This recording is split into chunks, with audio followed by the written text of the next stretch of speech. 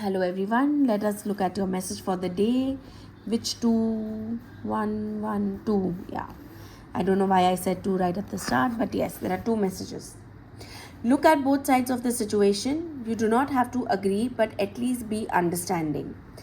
The beauty in nature can be the answer to what you seek. Reconnect today.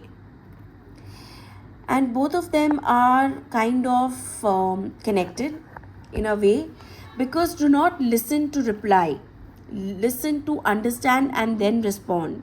Sometimes things don't perceive the way it is. Sometimes when we are trying to make peace between two people, or we are the mediator, or we are the middle people, or we get stuck in the middle, we may get colored a lot by what one person says, but every situation has different perspectives. So get all the perspectives right, and then understand the situation. Sometimes the situation is wrong and nobody is wrong.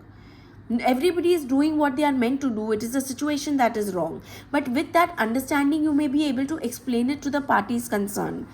And view, it is going to be a very complicated situation. It is not an easy situation, so you may have to spend some time in nature, in beauty, to seek what is a balanced answer, because nature always balances. If you see, there is balance in nature in every way: good, bad, right, wrong. The tree, the branches and the roots, the sky and the sun, the sea. There is balance in nature everywhere. So the nature will give you a very balanced answer to your complicated situation that you have. Maybe you have got stuck between like sandwich between two people's problems, or unnecessarily got involved in other people's drama, and now there is no way for you to come out of it. So it is better that you spend some time in the nature, spend some time in the outdoors. Try to talk to a plant, to a tree, to a flower, and you will see that the answers will flow to you.